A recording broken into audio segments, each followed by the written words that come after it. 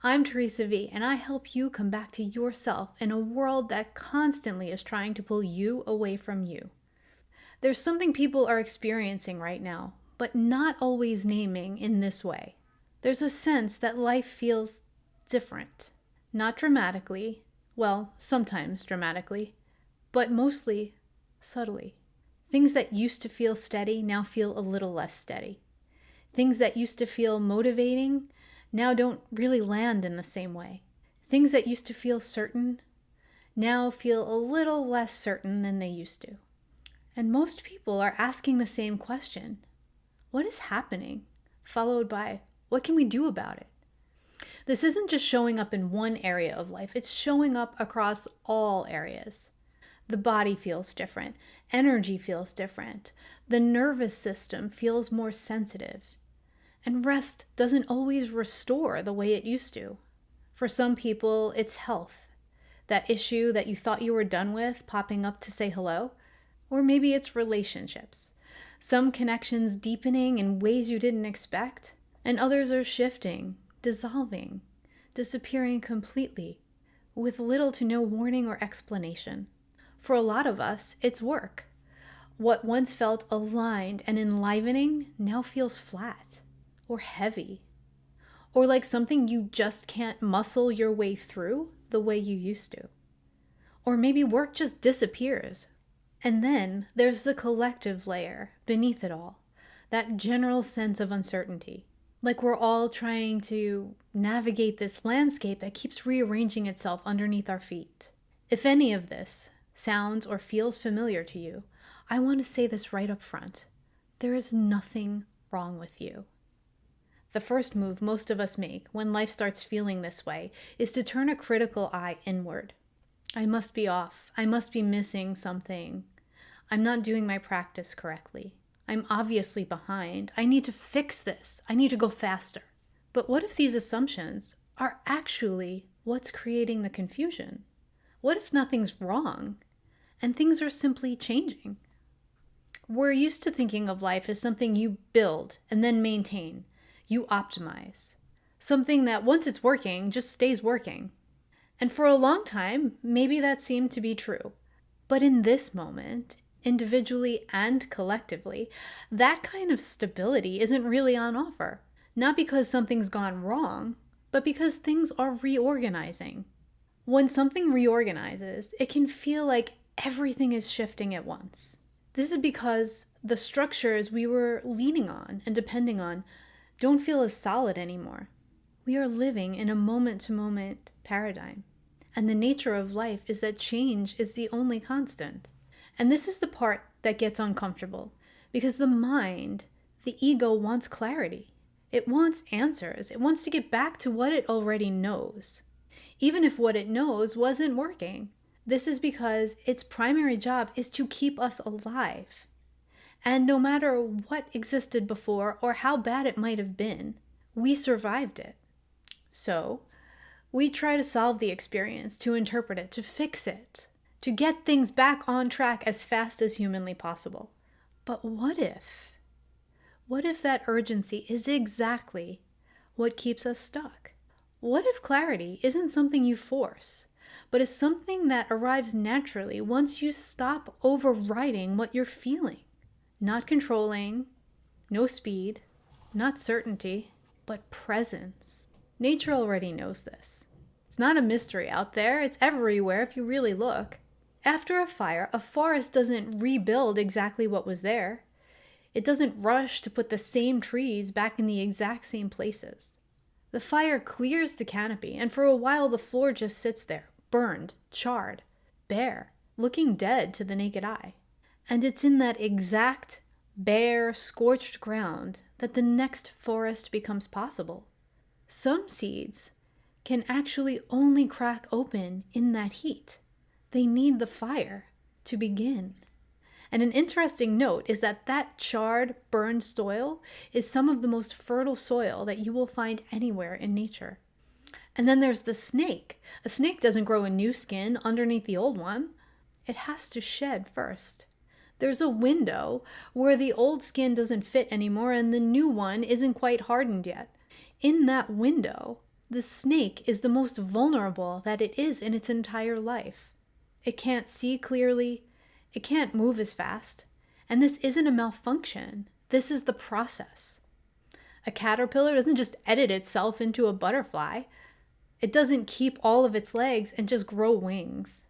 Inside the chrysalis, it almost completely dissolves. Its own enzymes breaking down nearly everything that it was before. For a while, there's no caterpillar and there's no butterfly. There's something that exists in between that has no name. And from the outside, every one of these things looks like a breakdown. But from the inside, from nature's intelligence, none of them are. They're reorganization, transformation. It's life updating its own form. Something like that is happening for us right now, in the big global moment and in the quieter, more internal one. As within, so without. Old identities are loosening. Definitions of success are actually shifting. The ways in which we used to measure ourselves are getting less and less relevant by the day. And instead of rushing to replace them with the next certainty, what if the invitation right now is to pause, to listen, and not immediately fill the space? There's something very real about this in-between space. It doesn't feel stable or clear. It's not something you can think your way through. And that, my friend, is where the most honest signal starts to surface. Not the conditioned signal or the should-based one. Not the signal built from everyone else's expectations. The quieter one that lives underneath all of that. What actually feels true right now. What actually feels aligned, alive right now. And that kind of knowing doesn't ever arrive through force. It doesn't come from pushing harder or thinking more. It comes from slowing down to actually feel what's there without trying to immediately fix it or change it. Just listening. I'll tell you about a time that this actually happened to me. Years ago, I was waitressing while I was in college. It was fun. It was good money. I loved the job, my clients, and my coworkers. And then I had this moment of just knowing. Not like I was even thinking about this or talking myself into it, just like the voice of someone who loved me deeply was saying to me, "You're going to get stuck. It's time to leave." This wasn't a reflection of the job or anyone else. This was a direct warning to me about my energy and my life. So on my next shift, I spoke with my boss and quit. He was concerned about me and he wanted me to stay on until I found something else. But I knew the guidance I had been given and I trusted it. So I listened. And what came next was me being led to a well-paid internship at one of my favorite places. This on its own felt like a miracle. And it all happened because I made myself open and available. I cleared the space so that it could arrive. What I couldn't have seen or foretold at the time was how this internship built relationships that directly affected and impacted my career for the next several decades. And none of it was visible from where I was standing in that restaurant, but I trusted.